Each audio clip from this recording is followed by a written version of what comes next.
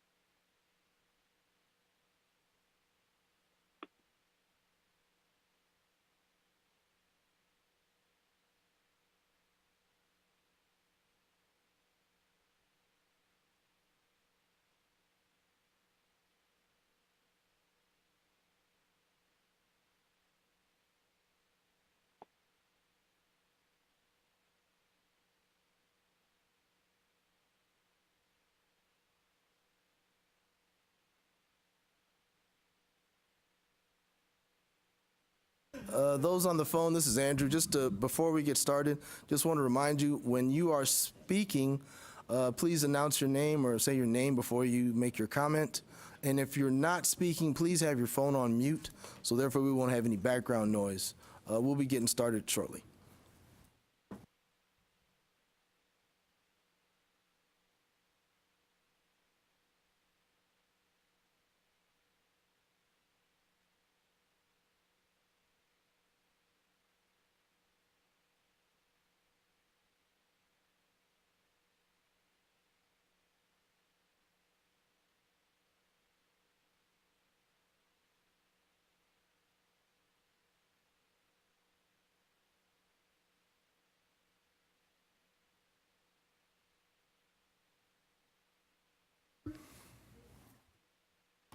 Okay. Good morning, everybody. I have 10 o'clock, so I will call the meeting to order. My name is Justin Louder, and I served as LTAC co-chair last year, and so I am convening the group this morning and as we get started. We have a number of things to discuss today. This is our first meeting of the semester and of the year, and so I'm happy to see all of you back.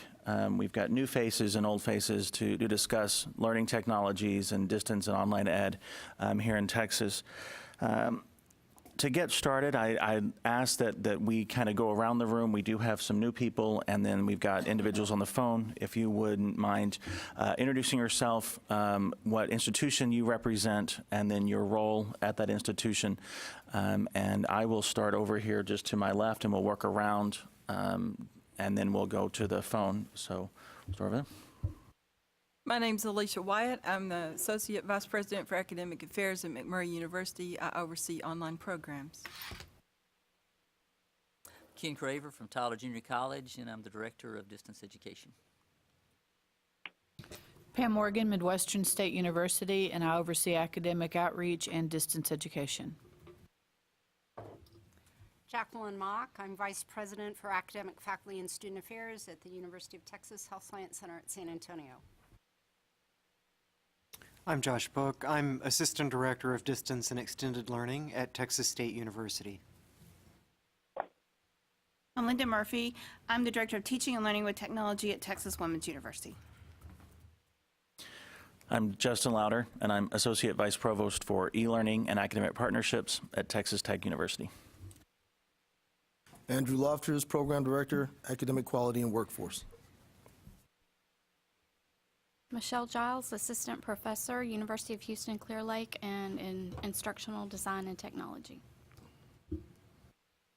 George Ashmore, Director of Online Technologies at Lone Star College Online. I'm Steve Levy, Associate Vice Chancellor for Academic Instruction at Houston Community College.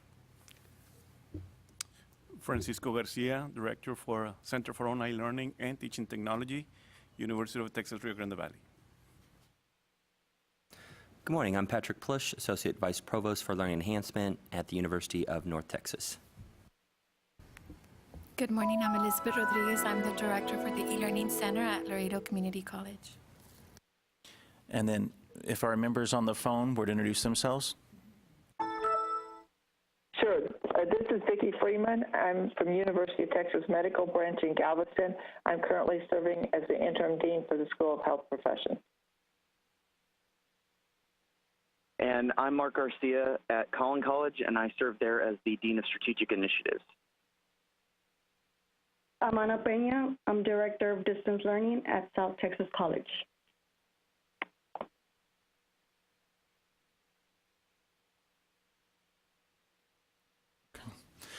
Well, once again, I welcome all of you, and those of you on the phone, thank you for joining us. We will go ahead and move forward with our agenda. And the next item is the election of committee leadership. Our chair from last year, Dr. Michelle Duran, has transitioned to a new role, and so we need to elect new committee leadership. And so, Andrew, to clarify, we need to elect a new chair and co-chair, depending. All right, we need to elect a new chair because the chair has moved on to another institution. If it so happens that the co-chair was elected as chair, we would need to elect a co-chair. So right now it depends on what the nominations will be called for from the committee. So that's how we would proceed. Then I will open the floor to nominations for a chair. Nominate Justin Louder, chair. Second. Oh, sorry.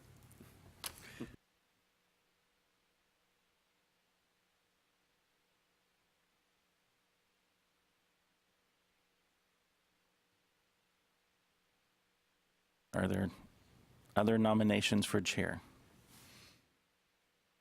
I move that we close nominations. Okay.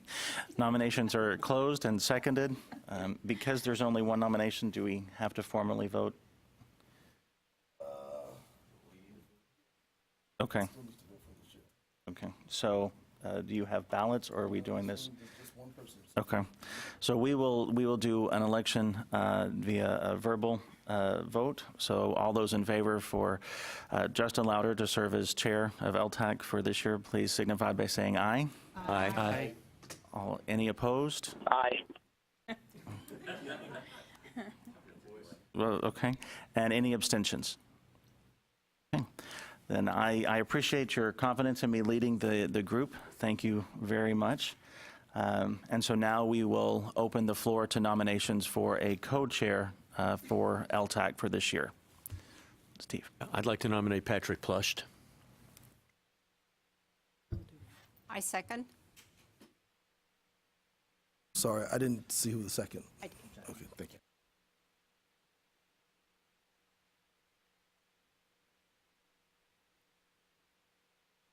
We have a nomination and a second. Are there any other nominations for co-chair of LTAC?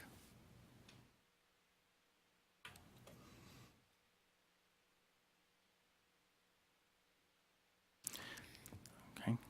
I'll move that we close nominations. Second. Okay. We have a nomination. We have Patrick to serve as co-chair. Because we only have one nomination again, we will do a voice vote.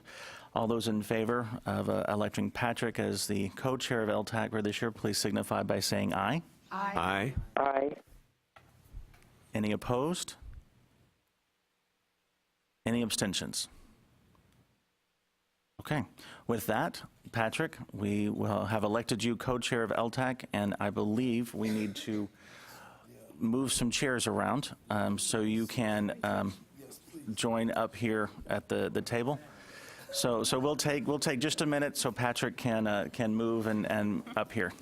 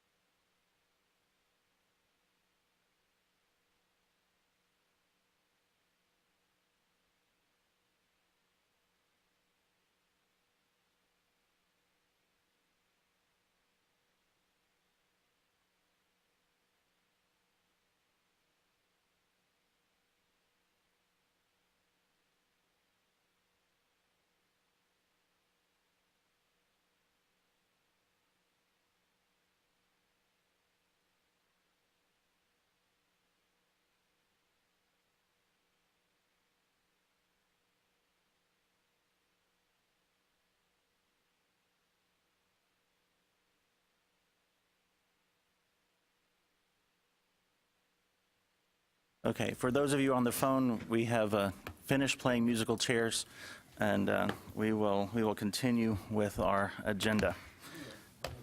Oh, we do have one member that has joined us. Please introduce yourself and the school you represent. Good morning, I'm Olivia Tena, and I represent El Paso Community College. Welcome. Okay. We will move forward with the consideration of summary notes from our June 1st, 2018 meeting. These were emailed out along with the agenda and documents for this meeting. And so I would ask you to look at those minutes and notes that were sent out and indicate if we have any changes, corrections, or updates that need to be made.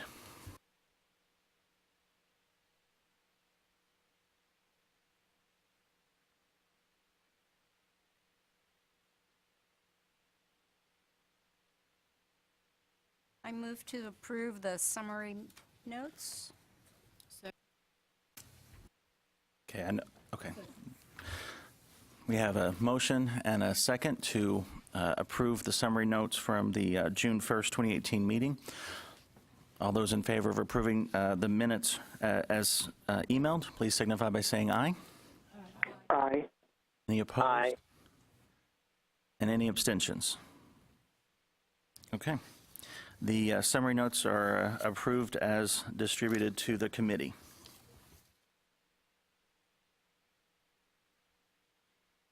Moving forward, we have our coordinating board updates. Dr. Lofters. Yes, we have several updates that we wanted to bring to the committee. First, I have my colleague, Ms. Jessica Acton, will give you any updates that we have on the State Authorization Reciprocity Agreements, or as we call SARA. Good morning. Good morning.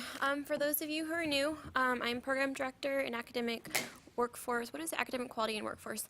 I'm also the coordinator. Jessica, would you move the microphone a little closer? Is this better? Okay. I'm also the Texas coordinator for SARA, and I come to LTAC every meeting and give an update on the SARA activities for the state. I have a really small update this time. In June, the state of Massachusetts joined SARA as well as Puerto Rico. That means we have 49 participating states as well as DC in the U.S. Virgin Islands. That leaves the state of California. No news yet on whether or not they will join. That's really my only update from when we met in February. Was it February? It was February, yeah. So if there are any questions, June, that's right. Yeah, if there are any questions you have for me, I'm here to answer them. Just one question. I'm just curious about why California. What's the current state of the state? I didn't quite think of the right words, but what's their current issue with not joining a SARA, or what? Just give us some background information. So they have introduced legislation in the past. However, that legislation is continuously shot down based on consumer rights advocates who indicate that they think that SARA is not would not be useful to students in the state of California. So there's been a lot of contention within the state on whether or not to join. So. Yeah. Thank you. Mm-hmm. Yes. Question. So what is the recommendation for those who have students from California right now? So right now, the state of California only regulates the private institutions that operate within the state. If you're a public institution, they have no oversight at this time. And Jessica, wasn't it at one point the California is also not sure if the legislation passes what body would oversee, right? Because they got rid of the group that would have theoretically overseen the arrangement. Yes, that's correct. They don't have an agency like the coordinating board in the state of California. Each system operates independently. So there was an issue on how they would oversee SARA activities. Okay. Anything else? Any other questions for Jessica? All right. Thank you so much. Thank you. All right, thank you, Jessica. For our next update, we have Open Educational Resources Grant Program and Feasibility Study. I'd like to introduce to you one of our newest colleagues, which is Ms. Kyla Torrey, and she's going to give us our update. Good morning. Can you hear me? Okay. So I'm going to talk a little bit about the Open Educational Resources Grant Program and then the feasibility study that was done. For the grant program, the application deadline was August 20th, and we're hoping to make announcements about awards around the 1st of October. I'm in the process of matching reviewers with applications and trying to get those out, so that's going to be my job today. So we should be on track to announce awards at the beginning of October. Sure. So can you just give us a general Absolutely, yeah. We had 41 eligible applications. We were very pleased with that number. That was, we thought that was a pretty significant number of people who wanted to participate in the program, so that's great. We're looking to give out somewhere between 10 and 20 awards, so depending on the grant amounts are more for people who apply to do multiple courses. So depending on which applications are chosen, we'll decide how many. And the maximum award is? The maximum award is $10,000. $10,000 for multiple? For multiple courses. Right, okay, thank you. Mm-hmm. Yes. And the range of institutions or across the state, I mean, do you have any summary of that 41 where the kind of representation that those applicants? It was pretty broad. So, I mean, we have both from community colleges and from four-year institutions. There was a broad range across the state. From lots of different institutions came in. Mm-hmm.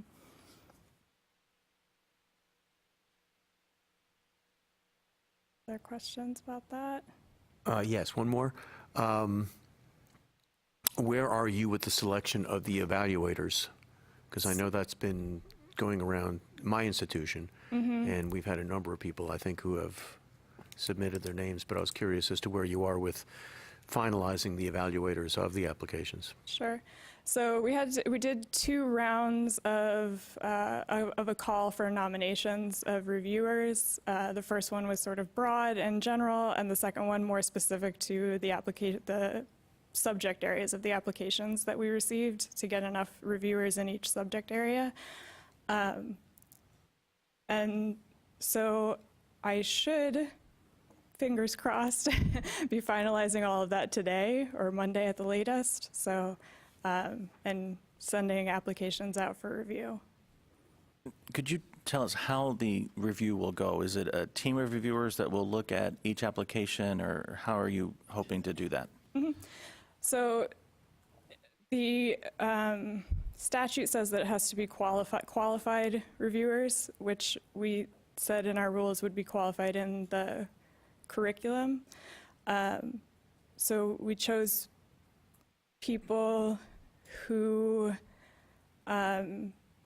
were experts in, or were eligible to teach these Texas core curriculum courses that were, that the applications were, that people applied for. So for the grant program, eligible courses were lower division courses within the Texas core curriculum.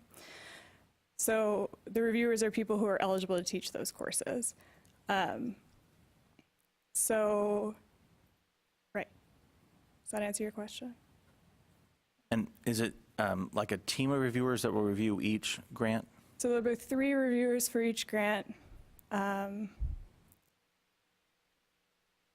tried my best to do people who were specific to the content area of the application.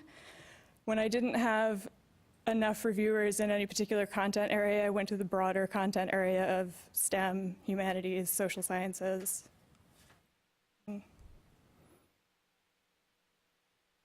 What's the deadline for completion once these awards are given?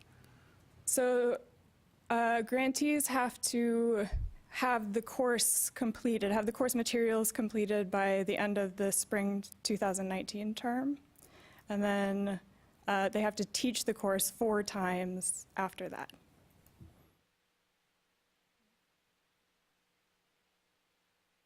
So this is a broader question for the coordinating board. As we think about the upcoming legislative session, are you anticipating that you want to prepare at least a status update on this particular grant program to inform the state legislature, since over the last several sessions OER has been a topic of interest in the higher education?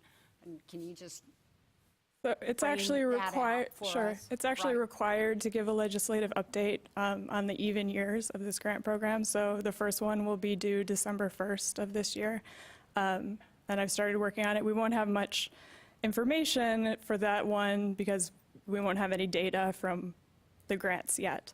It'll just be a matter of how many grants we gave out to who, that sort of thing. The next one in 2 years will obviously have more data.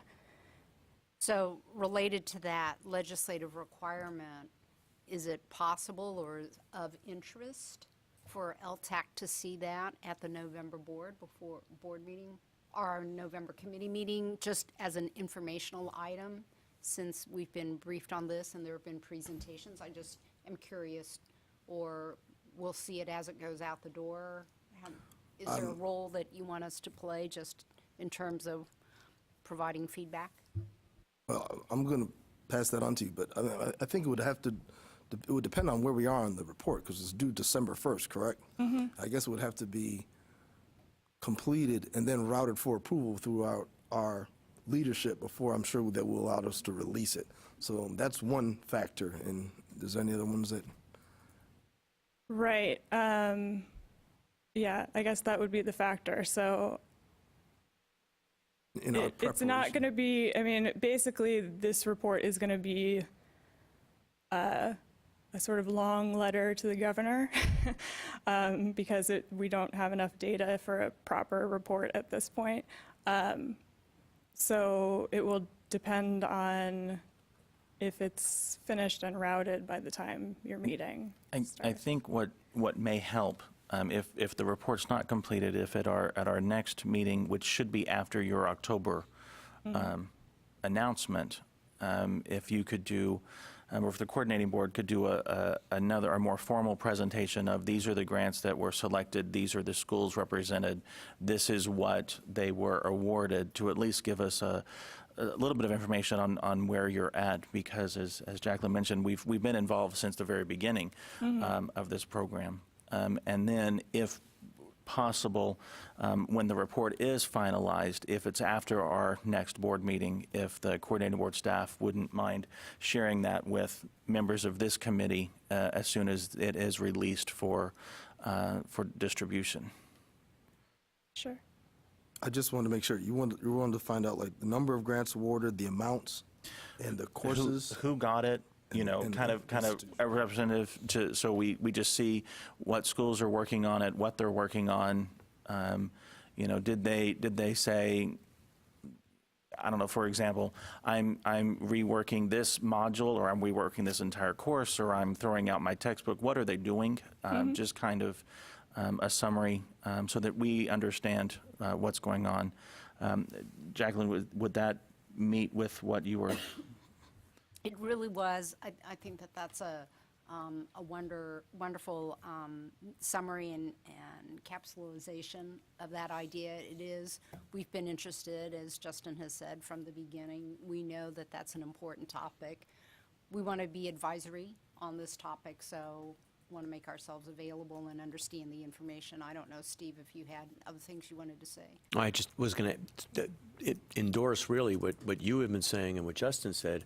I think maybe when you referred to data at first, I think you were talking about results data of implementation of the actual courses themselves. I know that comes later, a lot later, you know, a year or two down the line, and perhaps even longer than that. It probably needs to be tracked. But I think there's still plenty of data, like Justin mentioned, of who applied, how many were awarded, what the areas are, what they're, you know, all that stuff that you can report on now. So there's plenty of preliminary data that can be reported on. The other thing that I wanted to add too is in this report, I think it would be helpful, not that I'm demanding a requirement, but I think it would be helpful for you to start thinking about what kind of data points you're going to be using when you evaluate the effectiveness of it. And you know, what kind of data you're going to be studying a year or two down the line. It's never too early to start preparing some of those questions and ensuring that the questions that you're asking are the right ones so you get the right data to be able to give really valuable information so that we can all make, in the future, we can all make data-informed decisions about how we want to take this in the future, because it's something that's not going to go away. And so I think as we see this expanding, I think it's really good to see what the fruits of the labor are of this grant and then plan future things. So start thinking about how you're going to evaluate the results as well. That's really my point. So the statute actually sets out certain data points that we have to look at, and then the negotiated rulemaking that we did, we decided on several others. So there will be, yes, we will be looking at certain data points, as in how much money saved, how many students are taking the course, how many faculty are adopting the course, those sorts of things. And there's as well as quantitative data, like you said, there's qualitative data, student surveys, faculty surveys, that sort of thing, which you can get more information on students' experience in using an open educational resource, or the faculty's experience in implementing one in their classroom, outside of the numbers that you talked about just a moment ago. And I had one other question. I'm not sure if it was part of the grant process or not, but during the negotiated rulemaking and also the convening that coordinating board did, there was a discussion on a repository or something. is that part of what you are working on now, or is that a separate project or process? And where is that right now? So that's separate from the grant. It's part of the same Senate Bill 810 that mandates the grant. But there was a report done, which I think you all heard about last time, about the feasibility of doing a repository, and it was recommended in the report that we not start from scratch or try to rebuild the previous repository that was the Texas repository, but to use some of the online resources that are already available. The report was adopted at the most recent board meeting, and that's as far as that has gone, as far as I know. Yeah. I think, as you can tell, LTAC is very interested in this, not only project, but open education resources in general. And I want to thank you for doing the update and giving us this information and being willing to come back and provide more information as the grant gets going and classes are awarded and programs get started. I think it's something, as Steve said, it's a growing area. And it's a very important area in terms of technology-enhanced learning, online distance, or even face-to-face classes. So I appreciate you taking the time. With that, I'll ask if there are any other final questions or comments. Yeah, I think you covered my question about dissemination and what are the plans for helping others to adopt this once we have product that's coming out of the grants. But another question I have is kind of related to that is, are there opportunities as this development is going on to invite others who may be working outside of a grant program to develop core OER materials already, to invite them into the process, not funded, but to create that opportunity for collaboration so that state resources aren't being wasted, somebody over here doing it with institutional funds, somebody over here doing it with state funds, but some opportunity to invite people to the table? So one of the things we are looking at is how many faculty at the institution adopt the OER course that's been developed by the grantee. It would be the grantee who would be doing the sort of push for that to happen, or the institution to be doing the push for that to happen. At this point, that's not us, but right. Thank you. Other questions, comments? Okay. We thank you very much for taking the time and giving us this update. Thank you. Thank you. Andrew, and we will continue on with the community college bachelor's degree programs. Correct. We have community college baccalaureate degrees, and we have another one of our new members to the division, Sherry Reynes.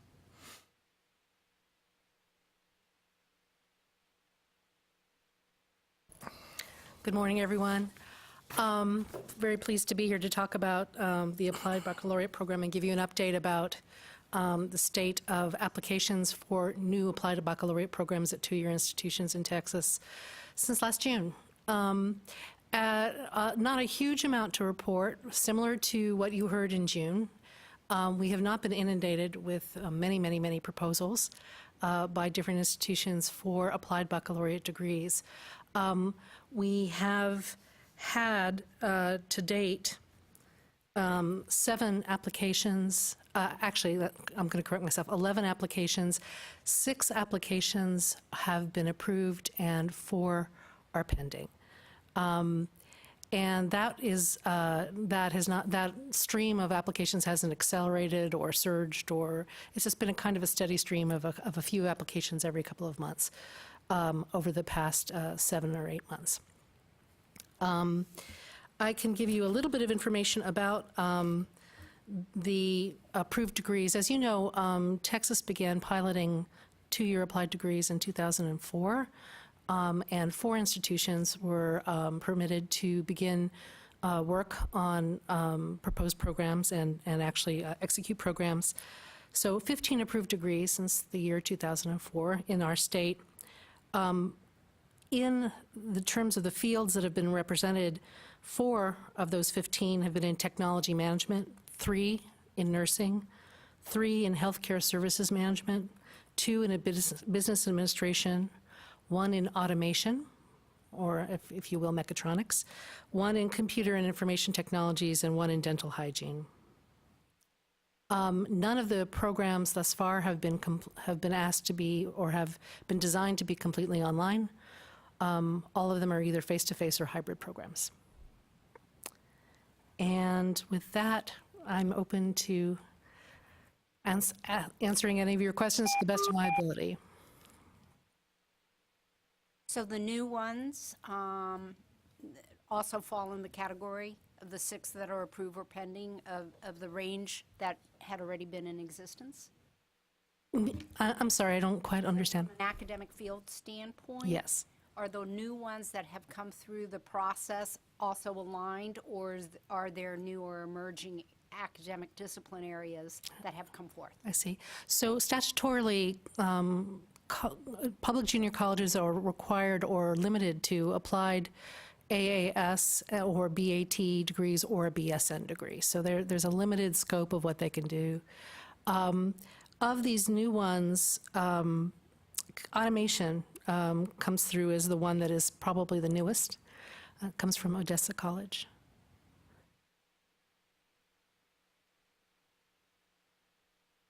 And part of the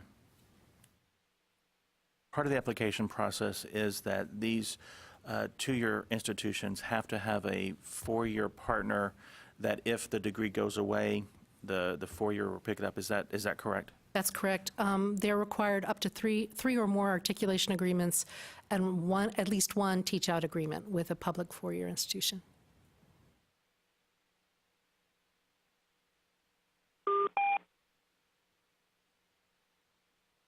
Any questions from the committee?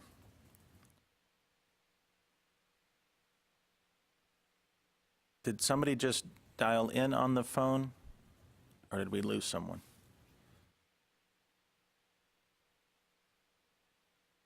We may have lost him. Okay.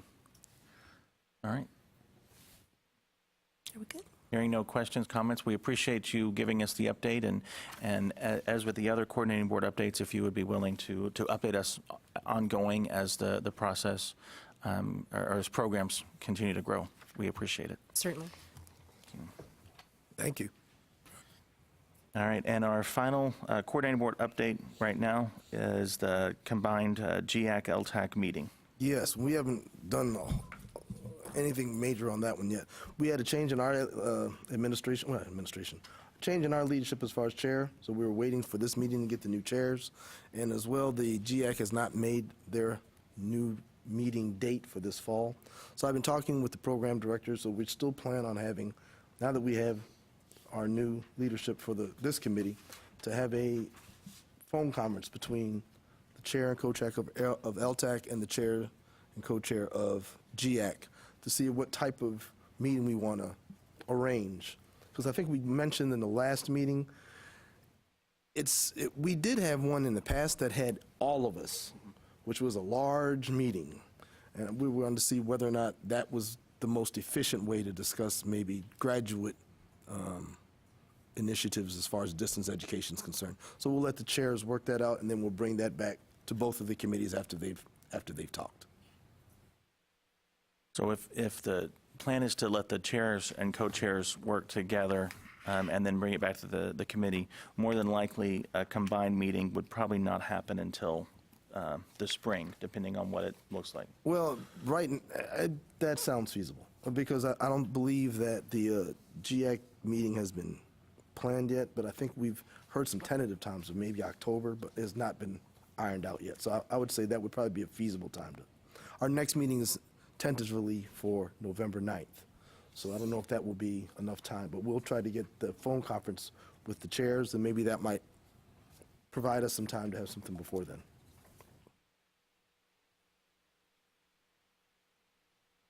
Okay. All right. Andrew, we appreciate the coordinating board updates, and we will now move forward with the discussion of the Distance Education Learning Technology Survey, and the work that has been done on that. Although I kind of chaired that subcommittee, I am going to defer to my colleague Patrick, because UNT has managed the survey for us the last couple of years. So, and I believe you were all handed a document or an update on the survey as well. So Patrick, we will turn it over to you. Thank you, Justin. Of course, we're not going to go page by page through this, and I apologize for not having this to you in advance, so you might peruse it and have more meaningful questions. If this were any hotter off the presses, you'd probably have blisters on your fingers, so I again apologize for not giving you an opportunity to review this in advance. I am pleased to report that we had 70 colleges and universities that participated, and one district reported once for all of its campuses. That was Tarrant County College. Last time we did the survey, Dallas did it in that way. So we had a 55% participation rate among public institutions. We did reach out to ICUT, those are the Independent Colleges and Universities of Texas, again, for their 38 members to participate. We had 7 who chose to. Their data is included with the public institution data. It's not split out in any way. And that's the exact same participation rate that we had in the 2015-16 or 2016-17 report, was 7 of 38. Last time our public institution participation rate was 46%, so we saw a little bit of growth there. And page 5, it lists all the institutions that submitted a survey. So if you're not on there, you can complain because I didn't get the email to the right person at your institution. To garner participation, we got a list from the coordinating board of chief academic officers for 4 institutions and VPs of instruction at 2 your institutions, and mailed the survey invitation to them with a request that they provide that to the person most qualified to answer questions about distance learning and learning technologies at their institution. And one of the things that's not in the report that's really helpful, at least interesting to me, is the list of people who those responsibilities fall to. Directors, deans of distance education, associate provosts, bunch of different roles that are all responsible for these things, and seemingly most of them in academic affairs and not IT. And again, that's not part of the report, but something I found really interesting just in looking at who it is that's responsible for distance education at our various institutions. So the format that I've used is providing frequency counts in most instances, some of them where it is the options are exclusive. I have included a percentage table that includes percentage of options. Didn't make a lot of sense to do that in instances where people might be using multiple LMSs, for example, to kind of collapse that into how many are using it when they may be using several. You know, one of the things that I had in mind when we first conceived this and implemented it 2 years ago was that we would have an opportunity at some point to make the data more readily available to folks to answer their own questions, because there's a lot of richness in the responses that I receive when they have an opportunity to say, please describe, please explain, and they do, that just cannot be boiled down adequately in this type of report. And as an example, we recently needed to find a replacement for a web conferencing software. And we're changing learning management systems. So the question I have is, what are other people that are on the learning management system we're migrating to using for web conferencing? And can I reach out to them? I have their contact information. So so this is a little self-serving that I have access to this, and I'm trying to answer my own questions. But at the same time, I'd really like to see others be able to make these types of connections. Whatever technology they're trying to adopt or initiative they're trying to promote.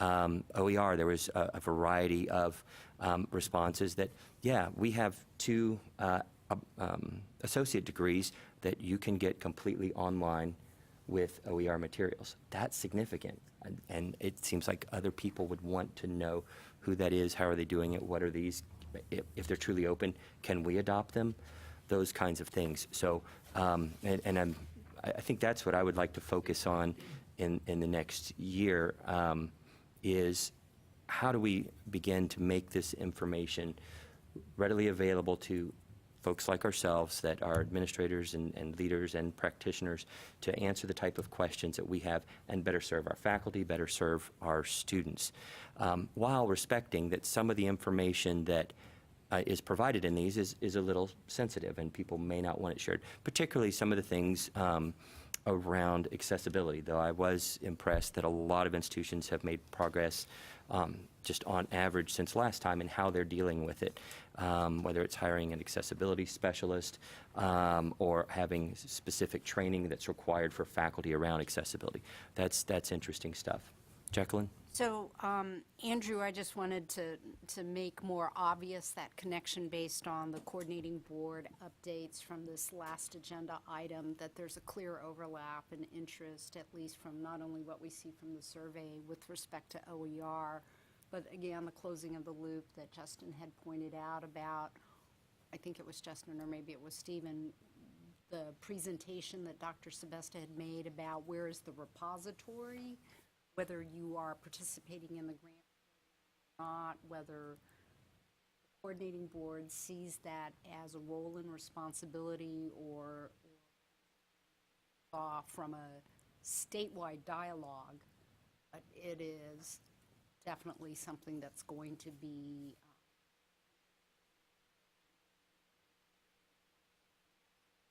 interesting that that's validated in the survey of, hey, I want to know more about what's happening in somebody else's space.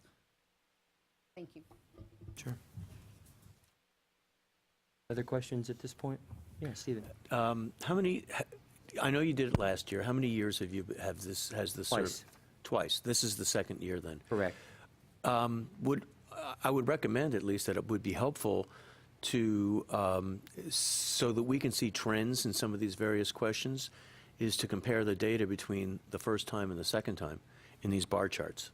Yeah. And we could see what happened in the 16-17 survey compared to the 17-18 survey. Yeah, I think it'd be helpful possible. to see where the trends are going, and I think that would be pretty revealing in a couple of the question areas. Yeah, I'd need to do some more footnoting of participation rates of different types of institution, just to qualify that comparison is from different populations, because we had different institutions participating each time. But that was something that when I was looking at how to format the responses to these, I was looking at the old report, and so I'd go like, oh, that looks almost exactly the same as it did before, even though it's a different, larger population of institutions, and others where I was like, okay, this is a shift. This is really, so I think that would be now we did add some questions, we did delete some questions, so there'd only be a subset of the two surveys that have questions in common, but I think that would be really interesting to look at. And does 2 points of data establish a trend? Maybe not, but I think it's worth looking at. In some cases, I think we would go, wow, that's what's happened there. And LMS is one of them in terms of adoption and transitions. And it also might help guide future discussions for this committee. Sure. As to what areas of emphasis. I don't know, it might give us some ideas as to what future topics we might be looking at, what we want to provide more emphasis on as an advisory committee. Absolutely. Thank you. You know, when we first started this conversation about this survey years ago, one of the things we had hoped to accomplish was whether we could pull the resources in for those of us using the same kinds of platforms or services or softwares.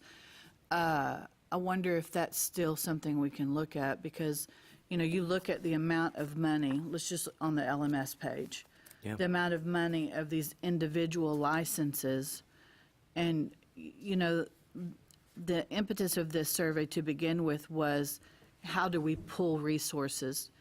And could the state of Texas make an agreement with some of these vendors for licensing to the universities? I wonder how we would go about pursuing that conversation. Do you recall that? Oh, I do. I mean, that's kind of my dream, is I mean, to have that's what this we as started for. as a secure database where you could go in and search on every field and just the ones that are relevant to you. Who is a 4-year, who is recently converted to this learning management system and is, you may pull in some other data, and has greater than 20,000 students, whatever. Yeah, because when you look at the amount of funds spent on just an LMS, it's crazy how much money is being spent. And then could you pull those efforts together and save money as a state even? Yeah, other states have done just that. What's the likelihood of something like that happening, Andrew? When I hear you talk about it, I remember us speaking about it. Remember the committee speaking about it when we wanted to leverage our ability to make purchases of, like you said, LMSs. I think what makes me sort of concerned, or a little bit cautious, is that I don't want to put the state in a position where we're promoting one company over another, and that makes me sort of a little bit uneasy. However, I think it makes sense that maybe there's a way that we can be able to make a better contract or competitive deal with these vendors. Just to add our LMS meeting. I think it's just a question of where would it, who would house that? Is that a function of the LTAC, or is that? Right. I have a comment. So Laredo College is part of a consortium for Quality Matters, and I'm using that as an example because we are doing something like that already. And so for our QM reviews, we don't send them directly to Quality Matters and pay $1,000 per review. We send them through our consortium, and so we pay half of that. And through our consortium, I know that they've done agreements with different vendors to lower the cost of several of the things that we're currently using at Laredo College. So, I mean, it definitely can be done. So we would just pursue our own partner? Well, you could develop a consortium of the different colleges and universities, and they would be the ones who would approach the vendors, not necessarily the state. I don't think you'd necessarily have to do it at your local level or talk to other colleges and universities. Hey, do you want to form a consortium for LMSs? Other states have done this. Patrick, you referred to that a few moments ago. Yeah. It would be very useful to benchmark as to how those other states have gone through this. I'm sure those states have concerns about not favoring any particular vendor and have somehow gotten through that issue successfully. And so I think this is something that Texas can look at. When you brought that up, Pamela, I thought of what we introduced last time in regard to inclusive access, in that what I would like to see, and I know we're getting a little bit off the topic, but it's kind of on the topic of a consortium, is to have a statewide arrangement with any and all publishers who want to be in on inclusive access, with all colleges and universities in Texas who are part of the coordinating board, all public, state, and, well, actually there's some privates too, right? Which I think would be very, very helpful to drive costs down for students, to improve student success, and do all the other things that are related to inclusive access. Well, there's plenty of benefits related to having a consortium on an LMS as well. So I think it can be done. Do you have offhand? Do you have any idea what are those states? Any that you know of that I could? Tennessee. Tennessee. I think, what did they, Desire to Learn? I think they adopted that statewide. You could have an agreement with a couple of LMSs as large as the state is. Oh, absolutely. I think that would be essential. And that's what I was Tennessee saying is not too, yeah. as complex as Texas would, their higher education system. Not that, there was no comment on Tennessee as a whole, just their higher education system. Why did you choose green? Green for go.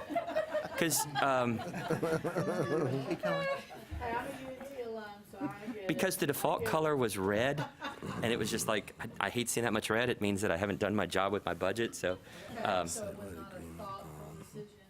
Oh, yeah, then it was, well, green, what color? Green. See, of course, I wouldn't mind the red. because of course. Exactly. Red or the black, that's right. Exactly. I think one question, and I'd like to still go through if there's any other highlights you wanted to bring on this. Procedurally, this may be a question for Andrew and coordinating board, because this is the final report. I know the original one, the first one was placed on the LTAC's website. Correct. But can we also, and would it be possible, because I'm not sure how broadly the people are looking at the coordinating board or the LTAC website, could we, as a committee, draft a letter or ask the coordinating board to draft a letter back to either chief information officers or chief academic officers to say that we have this final report, this has been put together by LTAC, and share a copy out to institutions that either participated or didn't participate, but still we want to get the information out there. So isn't it correct that that's how we did it last time around? Yes. That it went to the CAOs and CIOs And who participated in them more broadly, right? it went to all of them, and then it went to the individuals who actually completed the survey on behalf of their institution. And in most cases, that was not the person who received it. So yes, those two audience was our best attempt to get those key stakeholders who might be interested in the information or know others who are. Now, interesting point. So yes, absolutely. I hope that is something we can do again. And this says final report on it, but that doesn't mean it's not still open. It's final report to this committee, and then if the committee says, hey, we've read this now, and we'd like you to address this or change this, we can absolutely do that. I think before we publish it, we would want it to go through coordinating board staff to go, yes, this is okay. We need to change that green color or whatever, you need. But interesting thing to Pam's point, and this was something that Justin brought to my attention and Andrew's very recently. There is another survey of higher education, online higher education, that's being conducted right now. It's a 2-week window by the Legislative Budget Board. And actually asks some of the same questions that we asked, but it doesn't look like it knew, the authors knew about this survey. It just seems that they're interested in some of the same things. Did anybody happen to receive that or be asked to complete it on behalf of their institution? You did, Elizabeth? And Justin, it came to you as well? Yeah. Yeah, and the due date for it is next Tuesday, so hopefully you won't see it, right? Because otherwise you get back and Monday morning you're from this data. But they are asking, theirs is more pointed. Ours is like for the good of the people, and it's good information to have. Theirs is more interested in looking at expenditures and revenues related to online. And it may actually be an update to the effort that they made, what did we decide, 8 years ago? 9 years ago? The Rider 57. Rider 57, which if any of y'all participated in providing data for that, it was very intense, to say the least. This one looks like they're looking more for rankings of categories of expenses and finding out more general, and making it so that it doesn't kill somebody who is asked to complete this. You can provide estimates of expense if you don't have actuals. But they ask things like, what is your primary learning management system application for online education? Blackboard, Canvas, Moodle, or other? So they leave out some that might seem obvious, desire to learn. Are class sizes for online classes generally less than, equal to, or greater than similar face-to-face courses? Not a question we asked, but something I think we're kind of interested in. Andrew, I know when you saw this, it was something that they had not reached out to the coordinating board with, provided you any information about, asked for your help in getting people to respond. Is there any value in sharing, once it's been certified by CB staff, our data with them, or our report with them? And I'm not sure of the process for the Legislative Budget Board and getting their survey. I knew that went out to the institutions, but I had not even heard about it until you had emailed it to me. What was it, last week? I believe. Yeah. So, when I briefly glanced at it, I said the same thing. This is pretty similar to what the LTAC had already started. So I don't see any problem with providing the data. especially if we have it open in public, to the public on our website and sent to the CIOs. I don't see when, because it's going to be a public document anyway. Clearly they didn't. Obviously, they didn't see it before, yes. Because Right. a lot of the, like I said, when I glanced at it briefly, and just at its surface, a lot of the questions that I just looked at, we were covering within the LTAC survey. And given so few people at this table know about the LBB survey and the deadline that's coming up, we may have a better participation rate than what they have for theirs. So they may be able to fill in some gaps that they're not able to adequately cover in their data based on participation rate. That's what I was going to ask. Where did it go to? Did it go directly Government to the affairs. CIOs and then? Well, and when it didn't come directly to me, my accounting office is the one who contacted me if I could sit with them and go over those questions. Well, this So I don't know sounds who right. got it before them. You don't know who got it before? I don't know who got it before my accounting office. And Justin, in your case? It went to Government Affairs, and then it Yeah, in filtered. my case too. I have a copy here in case anyone. Yeah. Okay. Is there a way that we could get a copy of it once it is approved? I mean, I think that's something that would be of interest to all of us. Once the results are, Yes, for their survey. From the LBB you're talking about? I don't know. Oh. I don't know how I mean, that you could do works. it with a Freedom of Information request, I'm certain, but Well, I didn't know if they were going to publish it on their website, if we could just get a link so we could look at it if we were interested. it Just says in the it's- interest of sorry. sharing information, that's all. absolutely.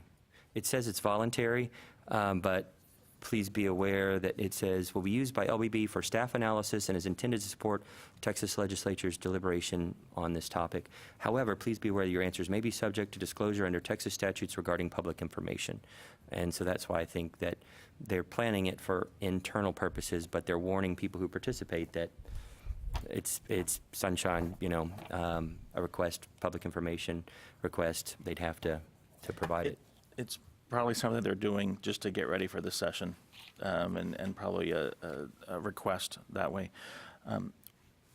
Jacqueline? So I do like the idea, though, having done the work for our survey, that if it can be provided in a timely and informational way through the coordinating board to LBB, just as you're doing staff research, you're collecting information, you might be interested in these data points that we did and completed the survey. I just think that's all to the good. Yes, I don't see any problem with that. And a nice opportunity for the coordinating board to shine in front of LBB, because I think they deal with your appropriations as well. Yes, they do. So if you can help them do what they have to do anyway, that might be helpful in a reciprocal way. So I'm wondering if because this was hot off the press, if it would be good for the committee to take a look at the survey document that you provided, Patrick, and then at our next meeting, which Andrew, you said is tentatively scheduled for November the 1st of November, to come back as a committee, or either between now and then to submit changes, corrections, additions, and that way at our November 9th meeting, we could vote on the final draft of the survey report, so that it could start making its rounds in CB staff, with the hopes of it being released publicly, probably after the first of the year, to coincide maybe even with the legislative session and the LBB work that they're doing. So I'd ask that as a committee, if we could take the next few weeks to look through this, and then if you'd submit your comments, corrections, changes to both Patrick, myself, and Andrew. Do you want to be on that as well? Sure, that'd be fine. So if you would send it to Patrick, myself, and Andrew, and then we can start collapsing it and collaborating and putting it together. Jacqueline? So was it the intent of Justin and Patrick that we would use some of our breakout time in this breakout session to actually drill in more of whoever is I interested? think we still have to have more time. But just in terms of the highlights, rather than taking up the committee time, I just didn't know whether that was your intent. That could, we, that's actually the next thing, is to discuss the working group breakout sessions. If there are some of the groups that do not need to meet, we could adjourn into kind of a working session over the survey, and then probably take some more time to do a deeper dive after the meeting. But I think that's an excellent request, Jacqueline. That's what I had thought of when the agenda was being developed. Right, that's what I thought, that you might want to look at it and look it over the questions. Andrew, regarding the cycle for reviewing this and coming back to have a final version approved, would it be possible to work in parallel with the committee reviewing, providing feedback, and CV staff looking at the report as submitted? So if there's something they see, we can go ahead and be expedient and have those types of changes incorporated too. And I could note any changes that are made subsequent to the submission that they reviewed. So if I'm hearing you correctly, I'll pass it on to my leadership and let them give us some input as the committee is looking at it, and then combine it, and then send the final back to the coordinating board. Yes. Yes. Yeah. I think that's a Great. efficient Thank you. way to work it. Thank you. Given that we may look at this during our breakout times, I'll answer any questions now, but I won't cover any of the information that's in here in any detail. Electronically, Of course. while we're looking at it over the next few weeks Right, as well. and for the committee members who are on the phone. Yeah. Absolutely. Absolutely. Okay. Any final questions before we continue forward? I was just looking online. I didn't see anything. Back to Pamela's comment about a statewide consortium. I just was spending the last literally 60 seconds just Googling it and see what I could find. There's a paper that was written, but it's back from 2005, on Connecticut's statewide consortium. But it's pretty old, because they're talking about how they're talking about all the mechanics and how they went about doing it. But the LMS that they're talking about is WebCT Vista. So it's got to be pretty old. Yeah, we did too. Yeah, we did too. Yeah, but anyway, tattoo, right? Right, but anyway, there probably is information that we could get from that as to how the state handled it. And I didn't see anything on Tennessee yet, but it's only 60 seconds worth of searching, so I could find some other stuff. I think it would be worthwhile perhaps to have something on that in the meeting in November, if we could see what we could find, perhaps, Andrew, on statewide consortia, perhaps a little bit more up to date. That's what I was thinking. I was thinking maybe I can I'm going look to be into interested in reading this article on Connecticut as well. And I was going to look into Tennessee, see what they have Okay, as well, and see thanks. whatever I could find, so I can bring back and maybe tell you how they, as a state agency, or if they have an agency like the way we have in Texas, right? How they're making It was the Tennessee System Board of Regents. So if you search Tennessee Board of Regents and D2L, you're likely to find it, unless my memory is failing me, and that's completely I think possible. Georgia, I think I'm finding that Georgia did Georgia it has one too. I think so. So look for that. It was a competitive bid process, I believe, that they used. So it's worth looking into. Yeah. And Virtual College of Texas. So that is it's not a consortium that four-year institutions belong to or are eligible to, as far as I know, but has a long history of providing discounted prices, opportunities to pilot softwares. One that I saw in the survey that came up a couple times was ILOS, I-L-O-S, video captioning, and a number of, I think, 3 community colleges were participating in pilots of that through the Virtual College of Texas. I don't know that there's any type of analog for four-year institutions, but it's an area worth exploring, I think. Okay, excellent. Thank you for the work you've done on this, Patrick, and we will continue to discuss it as we move forward, and definitely at our November meeting. The next item on the agenda is a time for the work groups to split off and do a little bit of work here while we're all together in Austin. I believe Christina did pass out the LTAC subcommittee and work groups, kind of the current membership for each of those groups. And we will probably need to make a little bit of change. We do have some new members that we need to have them join a different groups. And we have one committee that no longer has a chair because Michelle served as the chair of the PGP work group. So what I'd like to do is ask you to take a look at this and we can decide if we need to make any changes in terms of membership. Our new members, you can take a chance of looking at these different groups. And what we might want to do for the new members is very briefly, if each of the chairs of our current committees would give kind of a brief overview on what your committee does. So I'd ask Jacqueline to do a very brief overview of the Distance Ed Doctoral Review Committee. Thank you. So at the time that we receive proposals that are coming from universities and colleges to offer doctoral level proposals that include any format that falls within the LTAC jurisdiction. We do a preliminary subcommittee review that makes sure that the proposals are responsive to the standards that we would have that really follow principles of good practice. So it's really less on the review in terms of the resources, although we pay attention to it, but it's really our particular part is the learning technology. So it's a committee that actually works virtually. So proposals come in. The most recent example is last week, Andrew forwarded 3 proposals for review.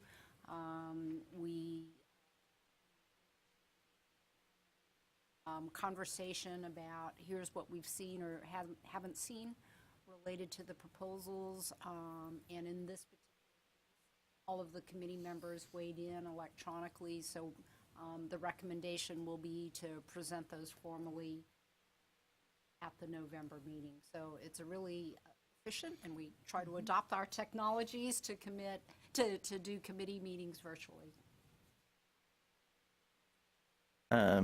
All right, now for the PGP work group, we do not have a current chair. So I just will happen to have the chair and the co-chair for that one, both. Both leave left that committee.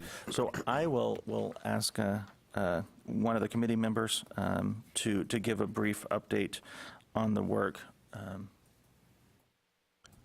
And just to give an update, Dr. Duran will be available on the phone during the breakout session.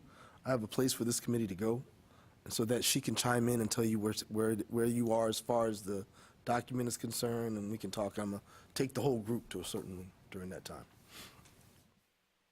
But as far as to give a update, or not update, a description of what's happening in the group, I'm not sure if another committee member. I'll put Francisco on the spot and see. You're the next on the list, so. Yeah, I noticed that I was the first one listed in the subcommittee. So I guess feel free to chime in at any time because I'm. Well, basically the PGP subcommittee, it's in the process of reviewing principles of good practice and bring those up to date, since those principles have been existing for a long time. We were in the process of evaluating other, I guess, quality, either rubrics or other processes, and integrate those into the PGP for the coordinating board. So far, we've been working with the Quality Matters rubric, online learning consortium, and what is the other one? I think it was Online Learning Consortium, Quality Matters, CRAC. The CRAC. And I think the SACS principles. Correct. Everything all together, right. So we've been working on those for quite some time, and hope to have those, I guess, integrated and coming up with a new version very soon. I guess that's in a nutshell, unless I miss something. That's great. All right. Thank you for letting me put you on the spot there. We've talked through the Learning Technology Survey, and so you can see kind of what that group has been doing. And then I'll ask Josh to talk about the Distance Ed Definitions Work Group. So this work group has been looking at the definition within THECB of the distance education modalities for courses and programs. Currently, the definitions are of fully distance education courses are 85% or more online, and then hybrid or blended are courses in which 50 to 85% are online. And I believe that THECB has gotten feedback from students and individual institutions that those definitions can be, that students looking to enroll in programs find those definitions ambiguous. But the working group, when looking at this, found that looking to change the definitions within whether it's the administrative code or the Texas the policy may be problematic, and so we, towards the end of our working group last year, recommended that we could recommend some administrative definitions for fully distance education and hybrid, and that we would recommend that institutions market their programs and describe their programs in this way, and that we look to align the actual definitions with SACs and with how the courses are defined nationally. So that's the status of the working group as of the last time that we worked on this. And we were going to work with Dr. Lofters on looking at some language to recommend to institutions that for appropriation.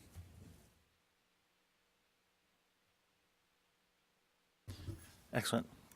Thank you, Josh. And then the Inclusive Access Work Group, and I am going to put Steve on the spot there and ask if you would give a brief overview of that working group. We've both been put on the spot here, right? I'm going to work from my notes of our last meeting, but I'm also going to relate a little bit about my personal experience, or our institution's experience, with working with our bookstore to implement an inclusive access program, because we're planning on doing a pilot starting in the spring. Now, part of our discussion as a group last time was much along the same lines as what we talked about with learning management systems a few minutes ago.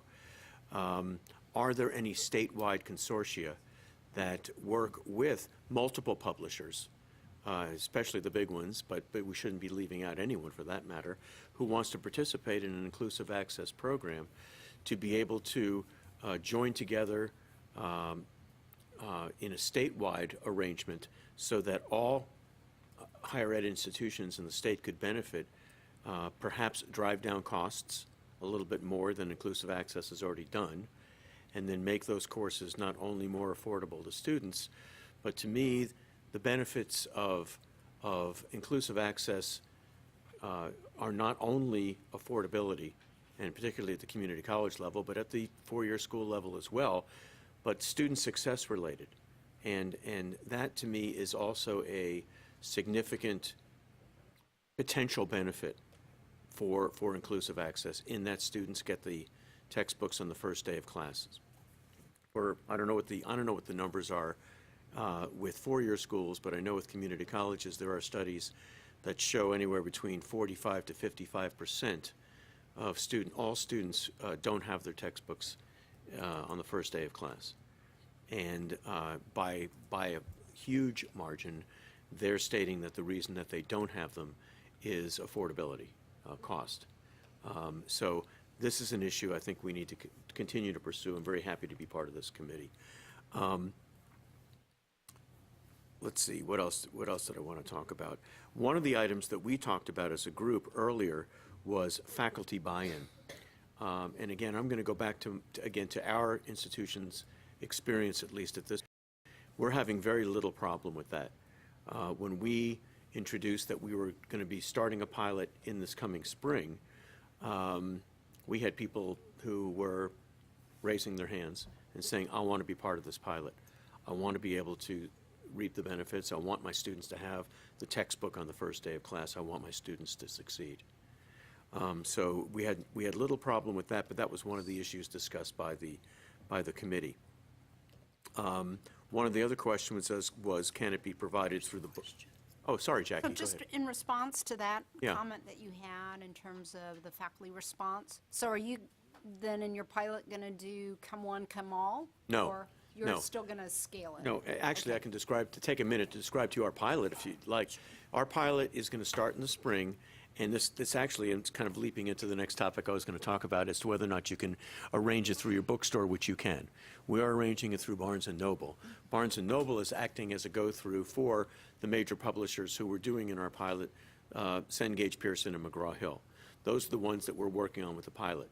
We are selecting anywhere, well, actually, we've already selected about 5 or 6 titles, and that's about the upper limit of what we wanted to do for the pilot.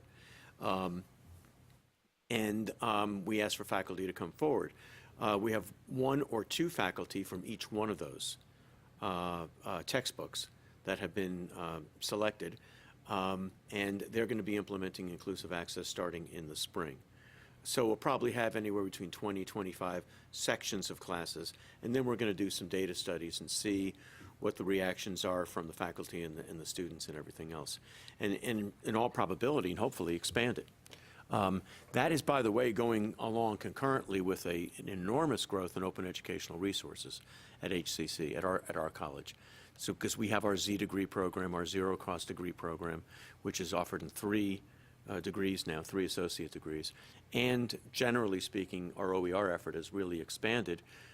We saved students $1.7 million last year, as reported by OpenStax, Rice University's OpenStax. So that's a good thing. But you can go through the bookstore, getting back to our committee again, you can go through the bookstore and do it, and we're currently working on those negotiations with Barnes & Noble. It's been, as I've told several people here, and I'm not trying to promote or not promote Barnes & Noble, but it's been a 2 steps forward, 1 step back kind of process, because a lot of it is a learning, it's on a learning curve. So, but we're on the fast track to get it done, and it's our intent to do that. We also had to go through a board approval process where I made a presentation to our Board of Trustees Wednesday of this past week, 2 days ago, just to get their approval to, number 1, negotiate an amendment with Barnes & Noble, and number 2, implement a fee for the students to purchase the textbook upon registration. So that's every time we want to add a fee to anything, we have to get board approval to do it. So anyway, that's what's involved in that. I'm just trying to quickly go through my notes here. There were some issues about refunds and withdrawals. How do students opt out, because it is a DOE requirement, a U.S. DOE requirement, that students have the opportunity to opt out of the program. In our particular case, students have to opt out before the official census date, the official date of record for whatever that session within the term happens to be. Obviously, 16 weeks is going to provide the biggest window of time, and then the window will get smaller and smaller based on second start or first 8 weeks, second 8 week. And I would think if in a mini-term class, it would probably be the next day after classes start, because those classes are so short. So what's really critical in this program also is that faculty inform the students about inclusive access on the first day, or even better yet, in their syllabus, which is available prior to the student actually starting the first day of class. So we want to put some information in there too. We don't seem to have too many accessibility issues from what's been reported by the publishers. A reader is installed in our LMS, and so all of it has to be accessed first via our learning management system. I could go into other details too, but we can do that, I guess, at a later time. But the important thing is that we do, as a committee, I think, want to continue to pursue a statewide consortium, and I think that's probably the major objective that we're going to pursue in the future. Excellent. Thank you. So those are the updates on what each of these committees are charged with and what we're working on. So I'd ask if there are any, if we need to make changes to the membership, or if, and our new members that are here, if they have, just based on this very brief overview, have any idea of what committees they or work groups they may want to sit on. And once we finish this discussion, we will adjourn. I believe lunch has been delivered, so we'll take a break for lunch and working group discussions, and then come together. So I'll ask our new members if they have any ideas on what committees they may want to sit on at this time.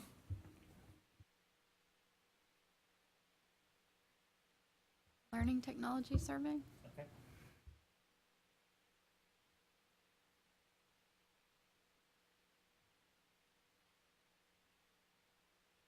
I'm going to sit on the distance education definition. Okay.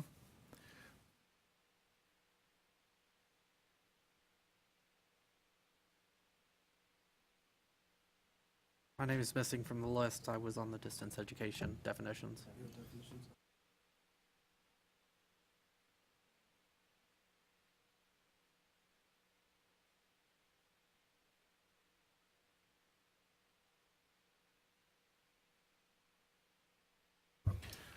If you like to read, our committee.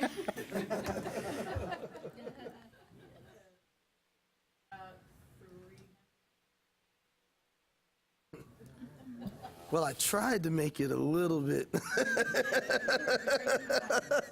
I You actually pointed to the page this time. yeah, went straight to this is where all the good stuff is, right? Pam, I'm not sure you're making your best effort to market your committee.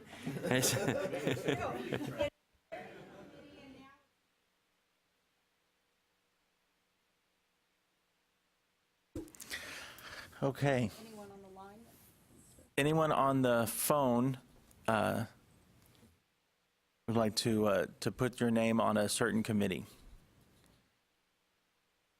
if you're not already on one? And I've heard lots of beeps, so I'm not sure if we've lost people or anything. Vicki, Mark, and This is Vicki. I'm still here, but I think I'm on one of the committees. I actually don't remember which one, though. I didn't see her. Vicki, I do not see your name on the list. Do you know which one you were working on in the past? I don't, but I'd like to be on the, I guess I'll say I'd like to be on the doctoral one. Okay. Well, I was wrong. It's the cool group. Okay. Thank you, Vicki. Perfect. Perfect. That gives us 5. Okay. Justin, you asked me informally if I wanted to go back to serve on the Learning Technology Survey as I rejoin LTEC, and of course, I would love to, so thank you. Excellent. All right. So what we will do now is we will break for lunch, and also during lunch, the survey committees, or the subcommittees that need to meet will meet. I believe, Jacqueline, you had mentioned that you're not sure if your group needs to meet at this time. Our group doesn't need to meet at this time, you're correct, Justin, so our members can join in on any conversation or sit with the survey group and drill through that. Okay. And then, Andrew, the PGP group will be going where? Okay, the PGP group will be going to the Bluebonnet room. This is going to be on the 3rd floor, and I will take you up there. And we have a computer, and we have call in so that Dr. Duran can talk with you. And members can get their lunch and go up there, or do they need to Yes. eat? Okay. Yes. Okay. Good. Survey. Good. I was going there next. The survey is going to meet in what we call upstairs as the pecan room, which is going to be on the 2nd floor. You also have computer access. You have a screen, whatever you need to use. Okay. We also, I think, we have this entire boardroom that you can, for the other groups, that they can split up here, as well as the break room. Then at the end of the hall, they've used that as well. So then, Josh, does your group need to meet? And if so, do you want to meet in here? We need to meet with Dr. Locke first. Okay. So do y'all want to meet in here? Sure. Okay. So the distance ed definitions will stay in the boardroom and do that. And then inclusive access Okay, the inclusive access will meet in the boardroom as well. So it is 11:25. Do we want to take about an hour, 12:30, to have a work group meeting and lunch? Is that plenty of time? Okay, so we will stand adjourned until 12:30, when we will come back as a committee and report out working group we'll do working group reports and continue forward with our agenda. So we will break until 12:30.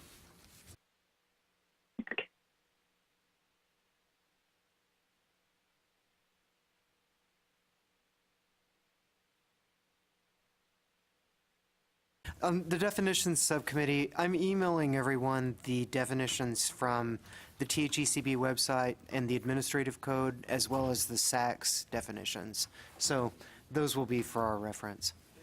And for the one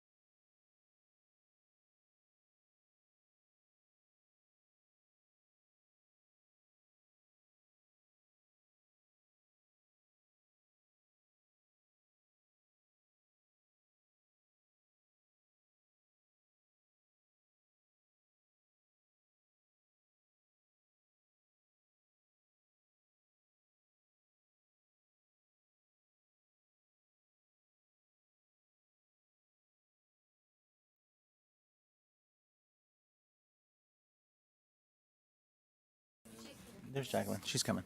I think Pam left. She had to go Yeah. as well as. Linda's flight was early, so she had to leave. So I think this is Lydia. Yes. Yes. All right. I'm guessing we are back broadcasting. I can't tell. So I will call the meeting back to order, and we will continue with our agenda and the LTAC meeting for today. Check on our phone people, see if they're still. Oh, yes, thank you. I will, before we get started, our committee members that are on the phone, are y'all back with us? This is Vicki. I'm back on. Okay. This is Marc Garcia. I'm back on. Okay. This is Rolando Garza. I'm here. Okay. He wasn't here earlier. That's awesome. Anna Pena was the other one from South Texas College. South Texas, yes. It sounds like she may not be. No.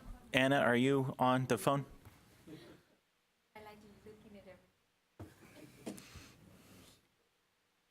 We have extra microphones and chairs up here. Yeah. That's a hard chair to sit in, though, because it's like this weird space. Yeah. Yeah. Okay.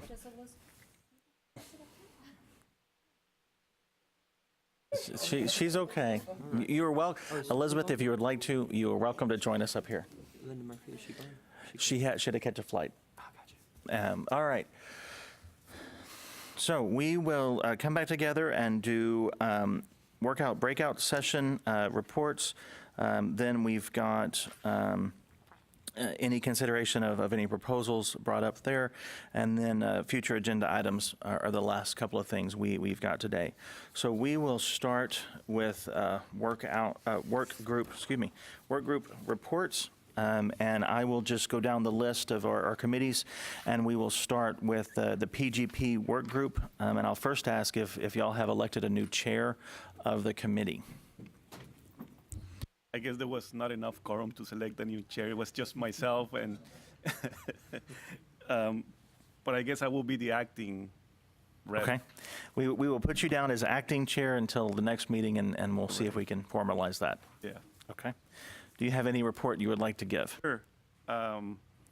It's a quick report in terms of the, as I mentioned before, we're in the process of, we'll almost complete the mapping of this document that includes, of course, SACS, CRAC, and OLC, and Quality Matters rubric. That is almost done.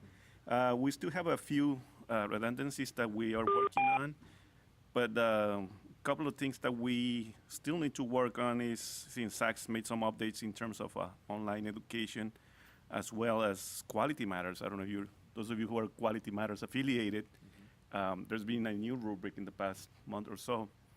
So we're gonna revisit that, but pretty soon, what we're trying to do is bringing the committee or the working group into a meeting within the next couple of weeks, so we can review, make sure everything is there. All the alignment and everything. Also, there is also pending, I'm sorry, I didn't mention this, but we're trying to bring also OSCAR, which is the rubric that the Sony system use. So we're still pending on that too. So like I said, we're gonna try to meet within the next week or so, and finalize the document, finalize the narrative, and then share that with the rest of the LTAC meeting for any review. And then, according to the timeline, this will happen by early October, so we can bring back in the next LTAC meeting, which is November, I believe, and do a final voting on that. So we will be enough time, we already checked that with Andrew, will be enough time to present this with the council, what is it called, the council? Yeah. Committee on Academic and Workforce Success, which I believe the meeting is on December 14th. Okay. Yes. So I guess this is the final presentation will be January, or The board meeting, the final board, if it goes through the Committee on Academic Workforce Success, the final vote would be in the January board meeting. Correct. Towards the end of January. So that's basically in a nutshell the plan. So it's going to be kind of intense in the next couple of weeks, next month. So. Well, I want to thank you and Michelle. I know I don't think she's on, but please convey my appreciation. This has been a very heavy lift for y'all for a very long time, and I appreciate all the work that y'all have been doing and Michelle has done to lead and usher this. So Andrew, just for my notes, once the PGP is finalized, it will go LTAC approve, then it will go to cause for their approval, then it will go to full board for their approval, and once the full board approves, it becomes the new PGP. It won't have to go through any kind of other review or. It's not a rule, so it wouldn't have to go to 30-day public comment process. Okay. Then after that, as far as I'm seeing, as far as policy is concerned, once it's approved by the board, then it can be posted back to our site as the new approved PGP. So, and process-wise, will members of LTAC be asked to present on the PGP at cause and possibly the board meeting, or will that just be done by coordinating board staff? As its initial presentation to the cause, it would probably be very helpful to have someone from the LTAC present in order to present to the board why we're doing this and what, most likely from the committee, since they've been working on it most closely. And I'm thinking of it as in the same way as a proposal. We'd like to have, just in case the board has questions, that we do have representation, that's the word I was looking for, representation from the committee to answer any questions when they're making their vote. So yes. I guess Justin, since you're part of the subcommittee, I mean, we can. So we can work together, and maybe Michelle could be available as well. Not speaking for her, maybe she could call in or something as well. So definitely, okay, excellent, thank you. Any questions for the PGP group? Is there a prospective timeline for when it would actually get published, or any idea? All right. How long this takes? If it was to go to the board, that would have been finalized, it would have been voted on by the LTAC, voted on by the cause, final approval by the board, then it would have been able to be published to the website as the new PGPs immediately after. I mean, it's not like a rule that takes 20 days in order to go into effect. This is basically policy from the coordinating board. So it should go in, yes, as soon as the meeting's over, it could be published. Is it possible it would have to iterate? That cause would say, we can't approve it as is, you need to go back and consider these recommendations, and then there's another cycle where it comes back to LTAC to address those changes, and then back to cause and back to the full board? Anything is possible. So it's possible that the cause might have recommendations for you. You know, we might need to have a contingency plan just in case. We do have some type of recommendations from the cause on how we're going to address that before we get to the board. So in those cases, is that just procedurally, because I don't know the answer to that, is there a briefing that's needed from this particular committee to the cause chair as that's presented? Or will the staff do that? Oh, no, that's what I think they were asking previous, do we need to have representation at the cause? I would say yes. Right, no, but is there typically a prep meeting? Oh, prior to beyond just the staff prepping? Or like the cause agenda book and all the information in there, would it include a briefing? It would have what we call a blue page that describes what the agenda item is. Okay. I just didn't know the protocol. Yeah, no problem. Whether there's a prior telephone call ahead of a committee meeting for briefing whoever the committee chair is, here are the things on the agenda item. But you cover it on the blue page. Right. So basically, that's what when I was upstairs with Francisco, I went up to check about when do we need to have materials, because materials are sent to the committee members prior to the meeting so they can look to the entire agenda.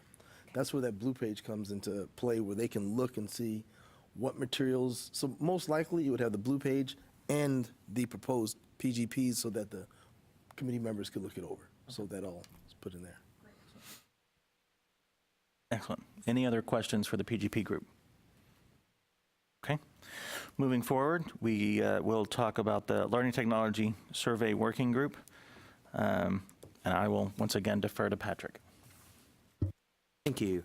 I sent an email out to everybody prior to our lunch break with a copy of the proposal. It is in editable format, so if you would be willing to review it and provide feedback, questions, suggestions, comments, I would be grateful to receive those. I established a October 1st deadline, 3 weeks from now, to provide that. If you need more time, let me know. But I know oftentimes things don't happen without deadlines, so I established that somewhat arbitrarily, but to give enough time to take that feedback, put it together, do whatever is asked to pull that together for our November meeting, and get that out to you in advance of that meeting, of course, so you can see how I've synthesized what those recommendations are. In terms of a formal proposal for the committee to consider from the subcommittee, we would like to acknowledge and take up Stephen's recommendation that we perform a trend analysis between the two reports for those questions that are similar between the two, and provide that either as an addendum or as a completely separate type of trend analysis report. Two, we would like to propose creating a prototype of this database application that I described, which would allow individuals to search on any of the fields and get a population of institutions that fit a profile that they're looking for. But we would create a prototype for the only purpose of providing it to coordinating board staff as a proof of concept to see if it is something that they think is valuable and would be useful to put resources towards developing as a production system. And Andrew and I talked about this briefly, and he's going to check with staff, but and see that's okay to do that just as a prototype. But that's our recommendation in terms of our proposals, that we create that. And then finally, and this I may actually toss it back to Justin on, there was a recommendation from one of our guests here in the audience that we reach out to TSCUBA, Texas Association of, what's the S for? Texas Association of State Senior Colleges and University Business Officers.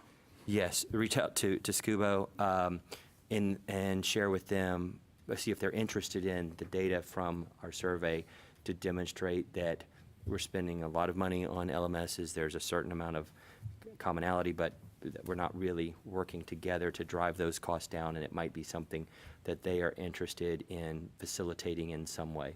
Is that relatively accurate? So the proposal is that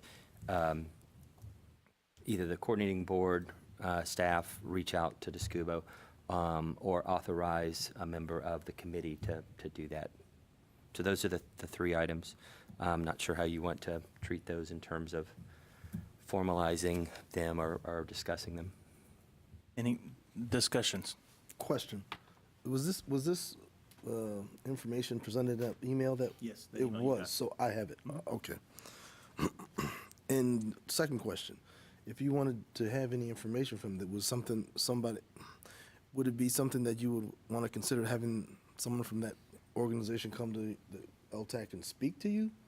No? Okay.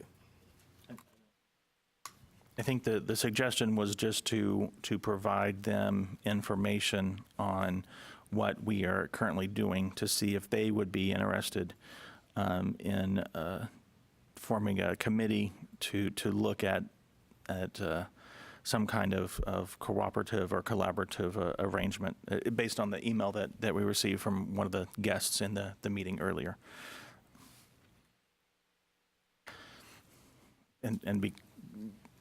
Because I think that is a professional organization, I think I would ask if you would check with coordinating board,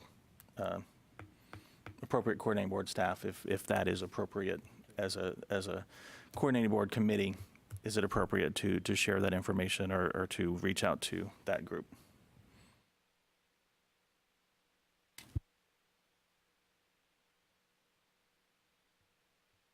Any other questions, comments on the recommendations put forward by the committee? And I think what we will do, because that is the agenda item 9 is we will just take all committee proposals as one voting item when we're finished with the work group reports. Anything else for the Learning Technology Survey work group?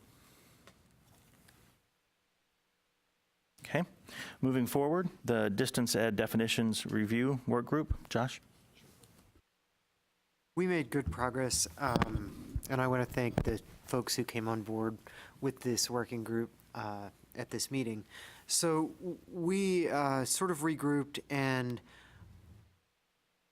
we, instead of looking to immediately affect a change to the definitions within the Texas Administrative Code and within THECB, we are going to recommend to that THECB recommend language for institutions to inform online or hybrid students of the specific face-to-face meeting requirements of courses or programs before students enroll in an online or distance education course or program. So our recommendation will be that in the program or course description, institutions inform students in an online course or program of the number of face-to-face and on-campus class meetings and the number of proctored exams. So that's what we'll recommend coming out of the committee. Josh, does the proctored exams, does it matter whether they're online or require you to be on site face-to-face? We talked about that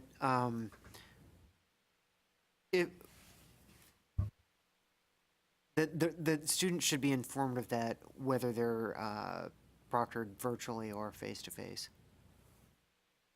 This is Vicki. I have a question on that as well. When you say number of proctored exams, I think that could vary depending on some of the courses. I think the idea of them knowing that they're going to have proctored exams is good. I'm questioning having the exact number. Okay, we can refine the recommendation too. It's we talked whenever one is coming up with specific language.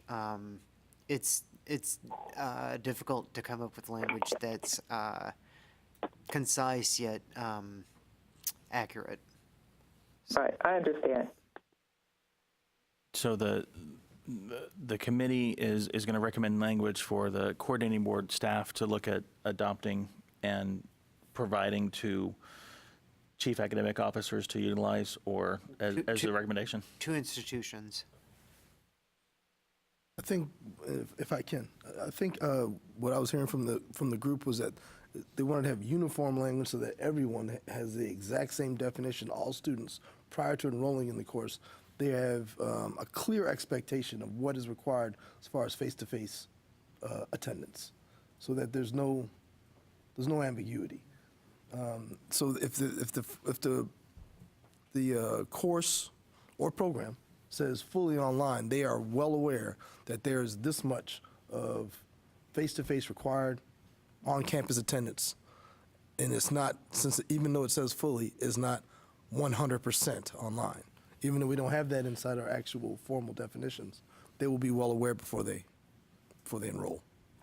And that goes along with SACS requirements and other requirements that students have to be made aware at time of registration on what required. Okay.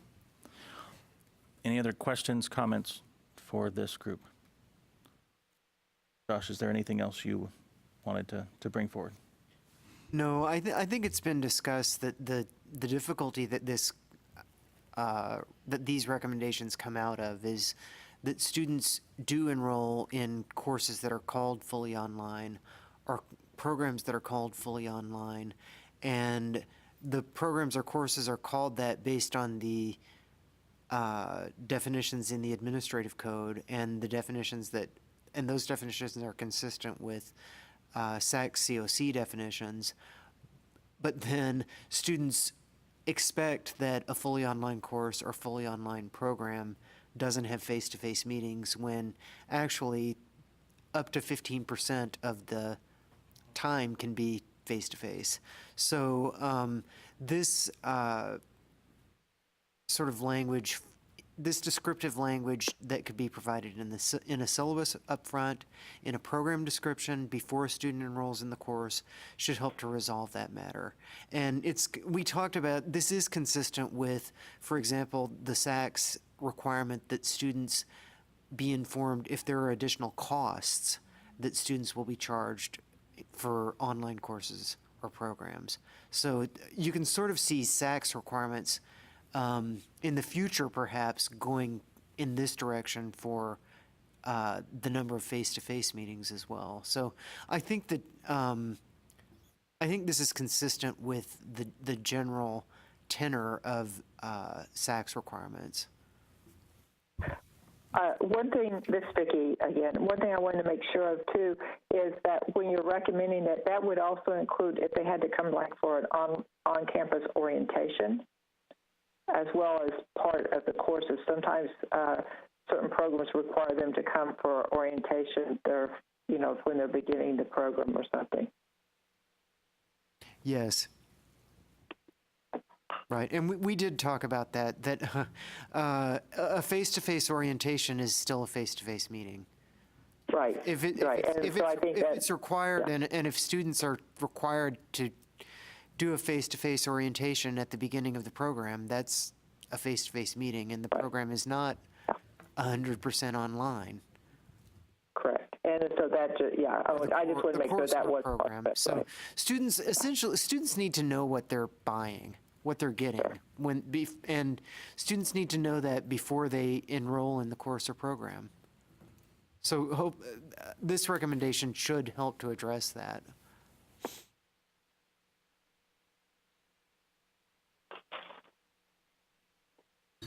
Excellent. Thank you.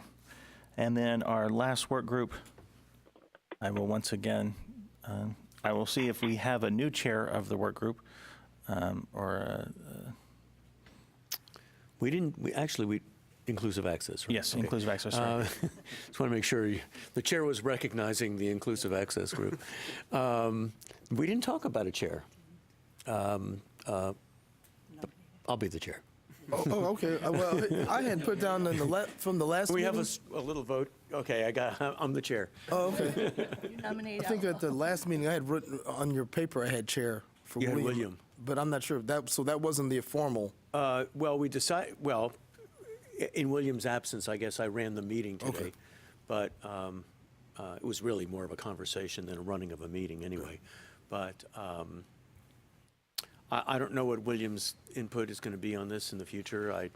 I know that you contacted him about this meeting, and was he going to be here? Because I think I saw an email from you that he said he had some comments to make. He had some comments to make. I'm not sure why he couldn't. Something must have come up. Do a co-chair then? Sure. I guess we could. I mean, but yeah, in the absence of one or the other, why don't we try that? Okay. Just so we have someone to run the meetings, take the notes, make the reports, that sort of thing. But the group is really, it was more of a conversation than it was, if you want to call it a meeting. It was everybody's really contributing, and they're contributing very, very well. Really what we're doing, and we didn't spend a whole lot of time on this, is to continue to investigate statewide inclusive access consortia. That's really, I think, the number one job for us to do, but we also spend a lot of time talking about other things. And any other kinds of arrangements that are statewide, more than just a single institution working with individual or groups of publishers. Anything beyond that would be something for us to continue to investigate so that eventually we can make a recommendation or bring something to this group and carry it forward and see what we can do on a statewide level. That's the ultimate goal here.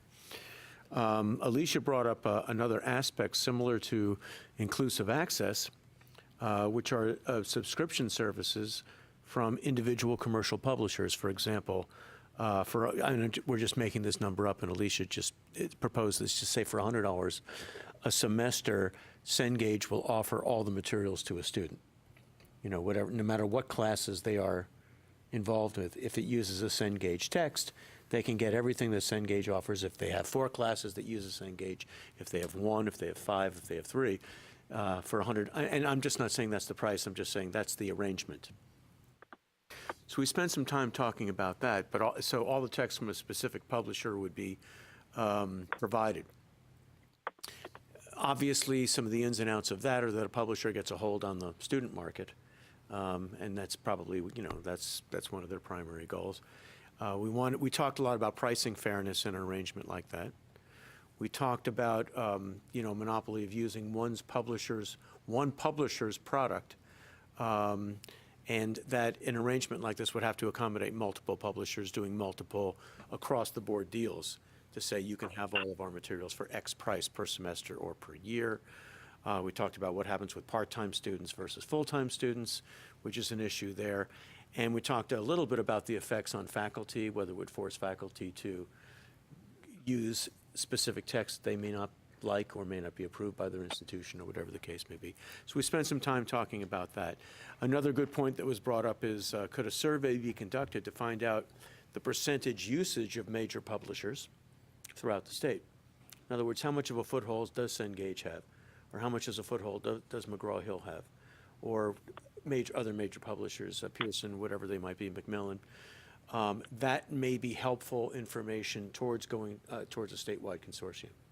So those are the primary things we talked about. We talked about a lot of other stuff, but those are the major points. So we're still going to look primarily to investigate statewide inclusive access arrangements. And that's what we need to do. Stephen, did you talk about the implications and/or role of bookstores in relationship to the deals with the publishers? Yeah, and mostly it was my experience and the very, very recent experience, like I talked about earlier before we had our lunch break. And it's a choice that the institution can make. For us, it's a convenience so that we don't have to make separate arrangements with all the major publishers, although I think that they're probably relatively easy to make. We'll see. And like I said before, for us, it's continuing right now because we still don't have a agreed upon amendment to our current existing Barnes & Noble contract. It's been a 2 steps forward, 1 step back kind of arrangement so far. We talked about a couple of the positives, some of the negatives. Positives are obviously that you can get all the major publishers' materials in one legal amendment. And then there's some negatives too. Have you found your bookstore to be forthcoming with the type of data that you would like to have statewide? That is, are they willing to release to you, here's how much of our internal market is Cengage? I believe they would. I haven't asked them for that yet, but I can't see a reason why they wouldn't. And that would not be to favor any one publisher or anything else. It would just be to know who the major users are. Right. We know those big 3, Macmillan also, some of the other major ones, Wiley. Would probably, they'd all be in there. It would just be nice to know what the usage of commercial textbooks is throughout the state. When you suggested a survey, would it be of institutions or of the bookstores that are facilitating textbooks? It would probably, we hadn't gotten that far in the discussion, but it would probably be of bookstores. Yeah. Would you say so, Alicia? That was something you brought up. They have that information. They have to make it available to other competing bookstores in the area by law. It may be difficult information to get, yeah, that way. Anything to add, Alicia? Okay. Or Lydia?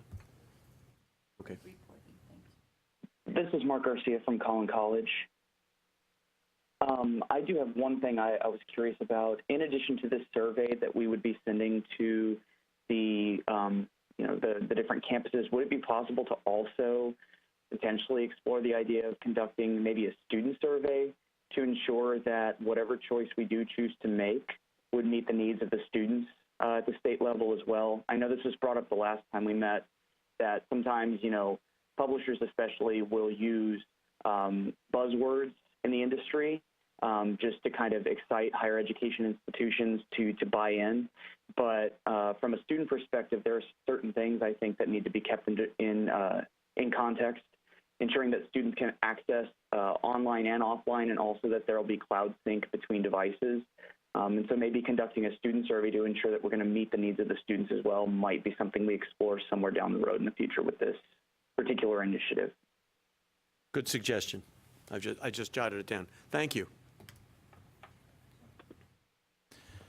Any other comments for the inclusive access, or questions for the inclusive access group? I can tell you also just one other thing to add. What we're going to be doing once we institute our pilot, and then presumably it'll grow, we are going to do some student surveys, just in reaction to that comment, as to, you know, how the students like it and what the reaction is to at least initially having having access only to online resources, which some students prefer, some students don't prefer, and for an additional fee they can get I think it's a notebook style printout of the textbook. But we want to find out what the student reaction is just to simply the entire program and how they like it, not only from a cost perspective, but also from a student success perspective. Excellent. Anything else? Okay. Well, I appreciate all the work groups and the work that you all have done. Our next agenda item is the consideration of work group proposals and what has come forward. So I will do just a quick overview of what each of the committees, I think I have the proposals down. So PGP, their plan is to finalize the PGP, and we would vote on it at the next LTAC meeting. It would then go to cause and then the final board. They need to do, they will be doing some work with the Oscar rubric to map next and rechecking on the SACS and the QM standards and rubric. The survey committee, the proposal is to look at putting in a trend analysis as an addendum or as a separate report to show the last 2 years. The proposal, a database to search data as a pilot to provide to CB staff to see the feasibility of that, and then reaching out to the Texas Association of State Colleges and Universities, the budget officers group.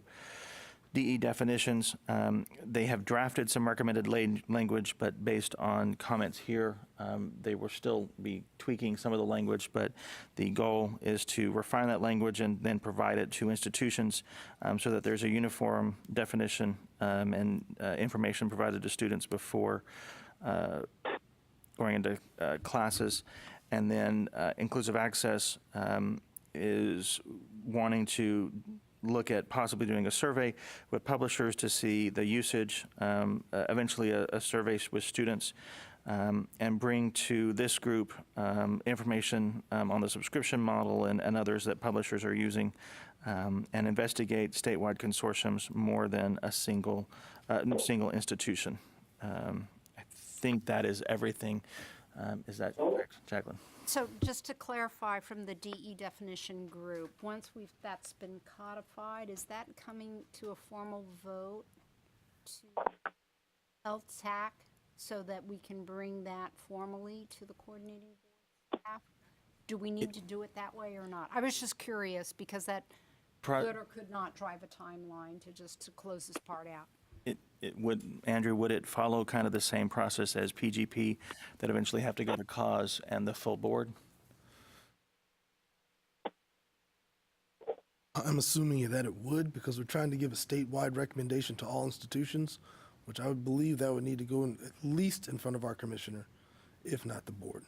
So it would need to go through approval processes, our vote for a finalized document to present to leadership, and then they can tell us which direction it needs to go in order to be presented to institutions. Right, so I guess where I'm going with, so we'll have a number of substantive things that we'll need to vote on at our November committee meeting so that we can keep different process steps forward. Is that correct? That sounds correct. Okay, so just to clarify, then I'll collaborate with the members of the definition subcommittee to refine our recommendation, and we'll bring that refined language to the next meeting for a vote, correct? Yeah, I would even suggest, excuse me, that if you had some language, you could bring it, first the committee, get the language together the way that you want it, present it to the LTAC for any kind of extra other feedback, bring it to us, we can give it to the leadership if they have anything, and then present it in the 9th meeting for vote. Does that sound right? So that we can have things already pretty much ironed out before we go to the last meeting in November, so it could be just a vote of. So we would, based on that, I think we would follow the same timeline that we're following with the survey. So by October 1, we would, if possible, have the feedback from the entire LTAC committee back to you, Josh, to finalize the statement, so that at the November committee meeting, LTAC meeting, we have your final definitions document to vote on, so that it can move forward at that point. So then that would give you and your committee, fortunately, probably the next week or so to do some work internally, and then sending it out to the full LTAC for the October, say October 1, or even maybe October 15, because it's just the one definition and not the full survey document. Or alternatively, in the same way, Josh, that that Patrick just did with the survey, if you just wanted to send out as a Word doc to, and in the email text, here's the definition, come one, come all, get us the stuff back by October 1st. That's just a friendly suggestion in there, and that way time is of the essence. Agreeable to you as the chair of the subcommittee? Yeah, that works. So just for clarification, we're not making a recommendation to change the definitions. We're making a recommendation for requirements for institutions to Provide clear provide clear definitions. directives Yes. for the ways that they provide clear directives for the ways that they have students enroll in programs. Or advertise or promote. Advertise. Yeah, market, yeah. Or Right. somehow thoroughly inform students as to what they're Right. getting May I into. ask for a point of clarification? You are talking about the definition for what is fully in line. Do you also want language for things like you have to have this many synchronous, you have to pay these fees for proctoring? Are those going to be part of this, or are those completely separate? I think those are outside of the scope of what we're looking at. Thank you. Okay, so if we modify the DE definition timeline, I'm trying to think of what we actually need to vote on as a work group proposal at this point. Because the DE definition won't be finalized yet. PGP is still working. Survey is still working. Inclusive access is still working, so there may not be anything we need to vote on, unless I'm missing notes, Jacqueline. Do we need to at least vote on the request to pilot the database for the survey? Because that's not as linked to some of the other actions. If we could go forward on that one. Yes, thank you. So we have a proposal from the survey work group to develop a database that would allow institutions to search the responses and find similar data points, or institutions using similar tools as a proposal out of the survey working group. So as LTAC, do we have a motion to approve that proposal and a second? Second. Okay. Who seconded? Ken. Okay. So we have a motion and a second. All those in favor, please signify by saying aye. Aye. Aye. Any opposed? Any abstentions? Okay. So the survey group can move forward with a pilot of a database for the survey data. And now moving forward, our second to last item on the agenda is discussion of future agenda items and meeting dates. I believe Andrew has already provided the tentative date for our November meeting would be November 9th. November the 9th, which I'm guessing that's a Friday. I think Fridays seem to work a little better.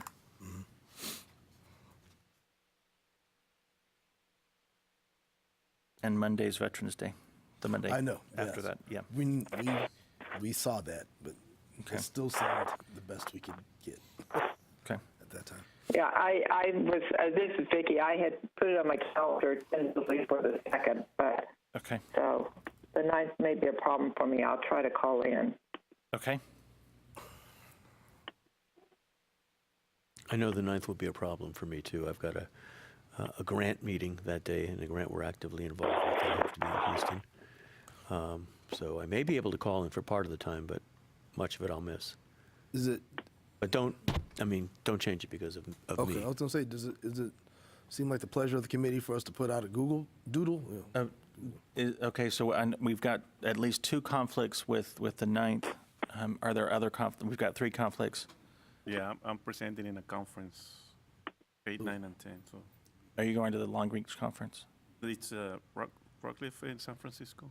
Oh, okay, no. I'm supposed to be presenting at a conference in Long Beach, so The 9th? on the 7th, 8th, and 9th.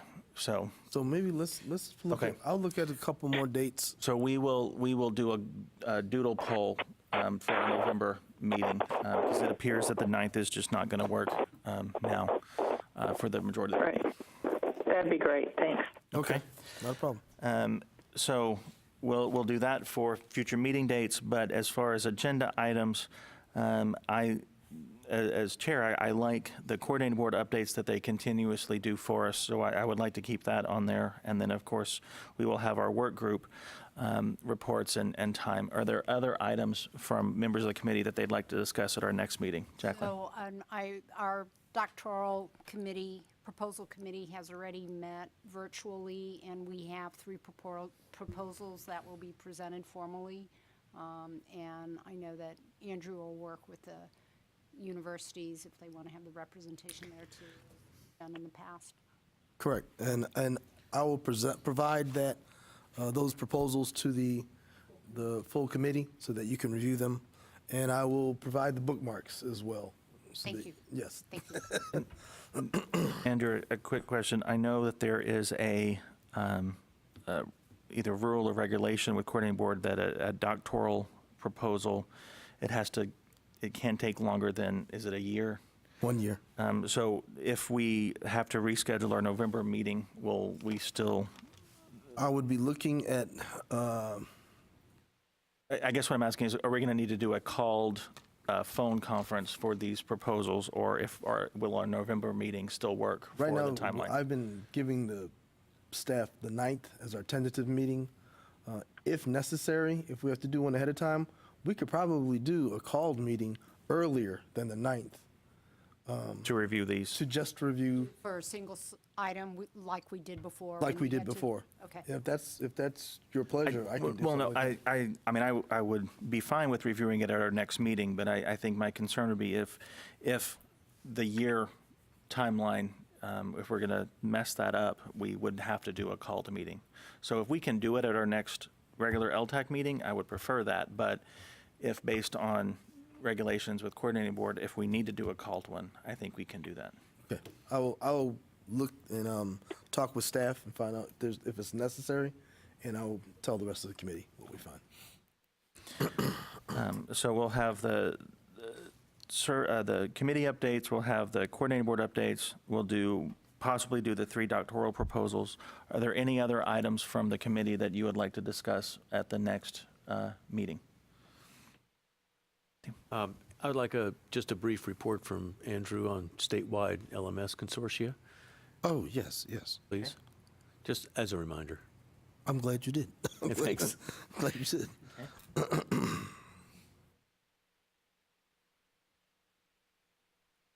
And I'll ask the PGP group, would it be helpful to see if someone could virtually discuss the Oscar rubric, or is that needed at this point? Sure, I'm all forward on that.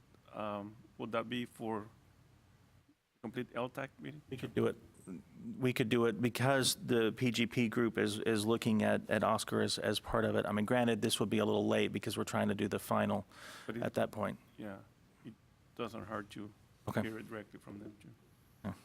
I will be happy to reach out to colleagues at SUNY to see if somebody would be willing to do a virtual, just a very high-level overview of OSCAR, since it's being included in PGP, and it's not used as broadly as some of the other rubrics. Okay. So no, but are we planning on having the final vote for that on that day too? Okay, just Yeah. wanted to make sure. This would just be to I guess for the rest of the other. right, informally, who on the is anybody on the committee using the? My school is using OSCAR. Is anybody else using OSCAR? You're looking at it. Would it be helpful to the committee to learn a bit about OSCAR since we're including it in the PGP? Yes. Okay. I would like to learn more about it. So yeah, so we will do that. So even though we will vote on the PGP, we'll still ask if they'll do some overview of OSCAR. No problem. Okay. Anything else? Anything from our members on the phone?